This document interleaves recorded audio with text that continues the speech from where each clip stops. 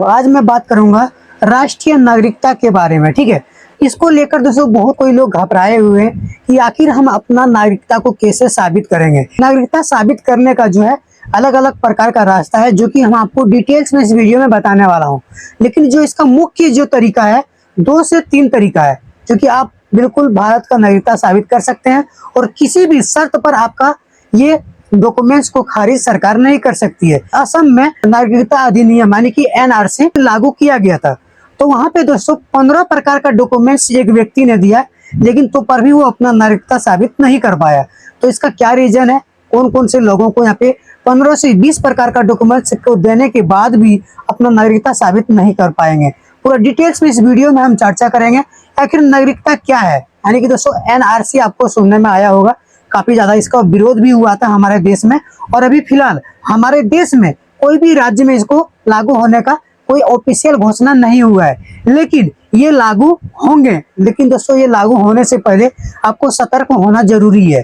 कौन से डॉक्यूमेंट सबसे मांगा जाएगा, क्या क्या डॉक्यूमेंट्स मांगा जाएगा, किसको यहाँ पे नागरिकता का पहचान के लिए यूज नहीं करने देंगे, सारा कुछ चलिए वीडियो में डिटेल्स में बात करते हैं। सबसे पहले दोस्तों आपको 2-3 प्रकार का डॉक्यूमेंट्स को मान्यता दिया गया है। यहाँ पे दोस्तों मैं आपको साफ साफ बता देता हूँ, यहाँ पे जो आधार कार्ड है, वोटर कार्ड है, राशन कार्ड है, या फिर आपके पास पैन कार्ड है, या फिर आपके पास वीजा पासपोर्ट है, जन्म प्रमाण पत्र है, किसी भी प्रकार का डॉक्यूमेंट से आप यहाँ पे साबित करने की कोशिश करेंगे कि हम भारत के नागरिक हैं, तो आपका सीधा सीधा वहाँ पे खारिज कर दिया जाएगा। आप भारत के नागरिक नहीं है, ये सब डॉक्यूमेंट्स को आप ले करके जाते हैं। तो आखिर दोस्तों यहाँ पे कौन से डॉक्यूमेंट्स का मान्यता दिया गया है, चलिए हम डिटेल्स में बात करते हैं। सबसे पहले हम यहाँ पे बात करते हैं, अगर आप भारत में पैदा हुए हैं और आपके पिताजी माताजी भारत में पैदा हुए हैं और आपके पिताजी के पिताजी यानी कि आपका दादा भारत के रहने वाले हैं, वो भी भारत में पैदा हुए हैं, और आपका जो परदादा है यानी कि दादा का पिताजी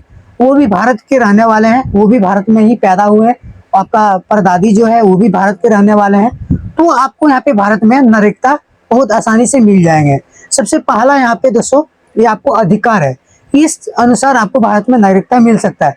लेकिन आपको ये चीज प्रमाणित कैसे करेंगे कि हमारा दादा परदादा परदादी सभी लोग भारत में ही पैदा हुए थे, यहीं के रहने वाले हैं, तो इसको आपको प्रमाणित करना पड़ेगा, तभी इस चीज को आपको यहाँ पे मान्यता दिया जाएगा। इसके लिए दोस्तों आपको वोटर कार्ड जो लिस्ट है उसका यहाँ पे आपको उपयोग करना पड़ेगा, उसका यहाँ पे लिस्ट को दिखाना पड़ेगा। क्या दिखाना पड़ेगा, आखिर आप भारत के हैं तो आपका यहाँ पे लिस्ट में नाम है, आपका माता पिता भारत के रहने वाले हैं, वो तो यहाँ पे वोट दिए ही होंगे, उस समय भी इलेक्शन था, आज भी इलेक्शन है, वो भी वोट दिए होंगे, उसका भी नाम है वोटर लिस्ट में। उनका जो पिताजी है माताजी यानी कि आपका दादा दादी जो है उनका भी वोटर लिस्ट में नाम है, वो भी यहाँ पे वोट देते थे। आपका दादा परदादा जो है वो भी यहाँ पे वोट दे रहे थे, उसका भी वोटर लिस्ट में नाम होगा। दोस्तों ये चीज आपको नहीं खोजना पड़ेगा, ये खोजेंगे, कौन खोजेंगे, सरकार खोजेंगे। तो सिर्फ ये बताना है आखिर आपका दादा परदादा आपका पिताजी कब तक वोट दिए थे, ठीक है, कब तक वो वोट दिए थे, कब वो जिंदा थे। यानी कि 24 मार्च 1971 के पहले अगर आपके दादा परदादा पिताजी यहाँ भारत में रह रहे हैं और वोट दिए थे, तो उनको यहाँ पे भारत का नागरिकता दिया जाएगा। सीधा सा बात दोस्तों, 1971 से पहले, ठीक है, सीधा सा बात है, 24 मार्च 1971 आप लोग डेट रखिएगा याद। उससे पहले आपके पिताजी माताजी दादाजी दादी जी नाना नानी या फिर आपका दादा परदादा कोई भी भारत में रह करके वोट दे रहे थे, तो उसका यहाँ पे मान्यता दिया जाएगा। ठीक है, ये तो हो गया आपका दोस्तों, यहाँ पे प्रमाणित कर सकते हैं, इस तरह आप यहाँ पे भारत का नागरिकता का अधिकार ले सकते हैं। इसके बाद दोस्तों अगर आपके परिवार में कोई भी होंगे, माताजी पिताजी दादा परदादा दादा दादी नाना नानी कोई भी है, अगर वो भारत में रह रहे हैं 24 मार्च 1971 से पहले से, तो वो तो कोई जमीन पे ही रहते होंगे, कहीं तो उसका घर होगा, नहीं घर होगा तो थोड़ा सा झोपड़ी तो होगा, झोपड़ी भी नहीं होगा तो किसी थोड़ा सा जमीन पर तो कब्जा तो होगा, उस जमीन का तो पेपर उसके नाम से होगा, पेपर होगा, उसका रसीद कटता होगा, कब से रसीद कट रहा है, जमीन का पर्चा क्या है, उस पर्चे में जमीन का नंबर क्या है, इस प्रकार से आपके पास से डॉक्यूमेंट्स मांगा जाएगा। दोस्तों इस चीज को भी दे करके भारत का नागरिकता आप यहाँ पे साबित कर सकते हैं। दोस्तों 95% लोग ऐसे होंगे जिसके पास खतियान होगा, यानी कि जो खतियान होता है, पर्चा होता है जमीन का, 95% हमारे देश के पास ये पर्चा होगा और ये आसानी से भारत का नागरिकता साबित कर देंगे और ये आसानी से भारत के नागरिक के लिस्ट में ये आ जाएंगे। लेकिन मात्र 5% लोग ऐसे हैं जो भारत के नागरिकता साबित नहीं कर सकते हैं। ये कौन लोग हैं? जो विदेश से आए थे या फिर किसी भी प्रकार से उन लोगों के पास डॉक्यूमेंट्स खो गया, किसी भी शर्त से उसके पास किसी भी प्रकार का डॉक्यूमेंट्स नहीं बचा, बाढ़ में किसी भी कारण उसका घर बह गया, कोई भी आपदा के वजह से, भूकंप की वजह से उसका घर दब गया, सारा डॉक्यूमेंट्स उसका वहीं पे ध्वस्त हो गया। तो उस स्थिति में दोस्तों उसके पास रास्ता है, बचा हुआ है। आपका अगल बगल अड़ोस पड़ोस जो भी व्यक्ति हैं उनका तो कागज होगा, उनका तो पर्चा होगा। आपका कागज तो बह गया, आपका जमीन तो होगा, आपका खेत तो होगा। उस खेत का दोस्तों जमीन का जो पर्चा है, कागज है, वो पूरा सरकार के रजिस्टर में सब दर्ज है। तो सरकार उसको खोज के निकालेगी, यानी कि मेरा ये घर है, ये मेरा जो है जमीन है, इसका पेपर मेरे पास नहीं है। अगर मेरे पास नहीं है तो सरकार के पास तो है। आप इस चीज को सिर्फ दावा कीजिए कि ये मेरा घर है, मेरे पास इस घर का कागज नहीं है, तो सरकार खोज के निकालेगी आखिर इस घर किसके नाम से है, क्या नाम है। आपके पास तो वोटर कार्ड होगा, आधार कार्ड होगा, अगर नहीं है तो आपका फिंगर दे के आधार कार्ड निकाल लिया जाएगा। आधार कार्ड में आपका नाम क्या है?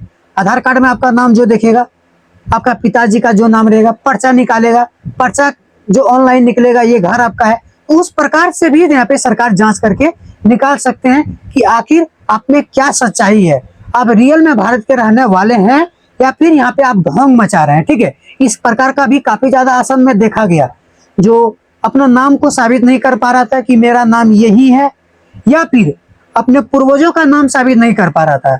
अगर ये दोनों चीज कर लेता था तो उसका दोस्तों यहाँ पे किसी भी प्रकार का बीच में पिताजी का नाम, माताजी का नाम साबित नहीं हो पाता था। सब कुछ कर लेता था।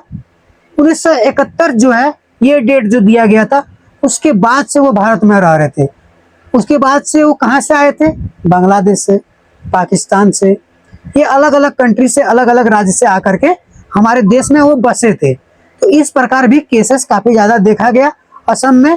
असम ऐसा एक राज्य है जहाँ पे एनआरसी नागरिकता कानून लागू हुआ और सफलतापूर्वक वहाँ पे सभी लोगों को नागरिकता का अधिकार दिया गया और काफी ज्यादा लोगों को इससे वंचित भी रखा गया। ऐसा नहीं कि आपको नागरिकता कानून नहीं मिलेगा तो आप सीधा सीधा विदेशी घोषित हो जाएंगे, ऐसा नहीं है दोस्तों। नो कि आपको जेल में डाला जाएगा, ऐसा कोई प्रावधान नहीं है।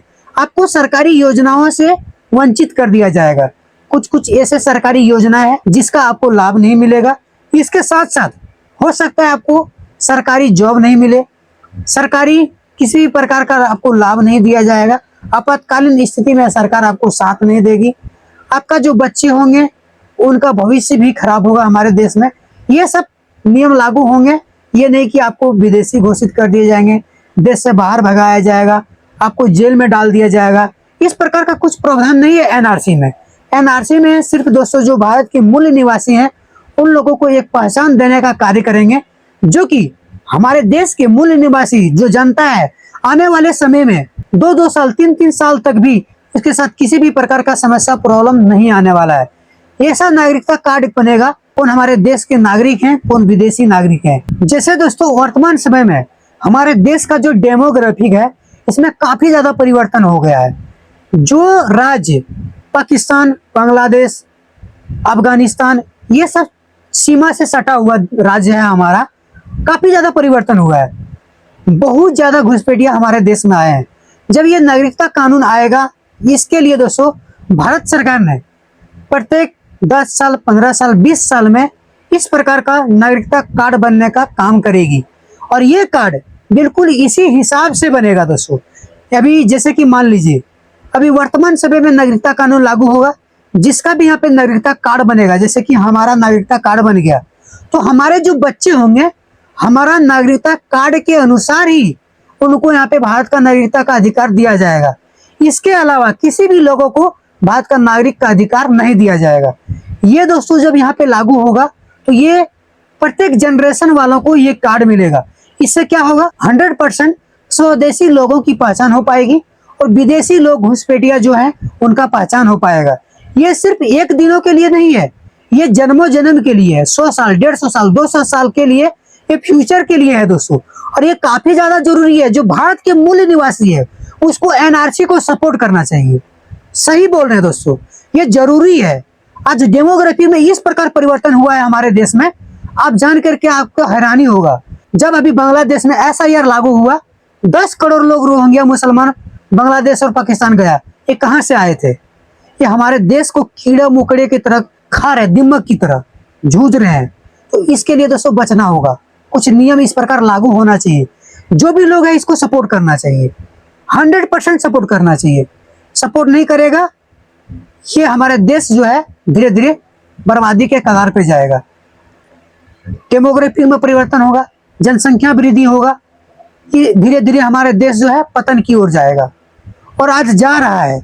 आज हमारे देश की जो जनसंख्या है इतनी तेजी से आगे बढ़ रही है, हर एक आदमी बेरोजगार है, हर एक आदमी। सरकार क्या करेगी?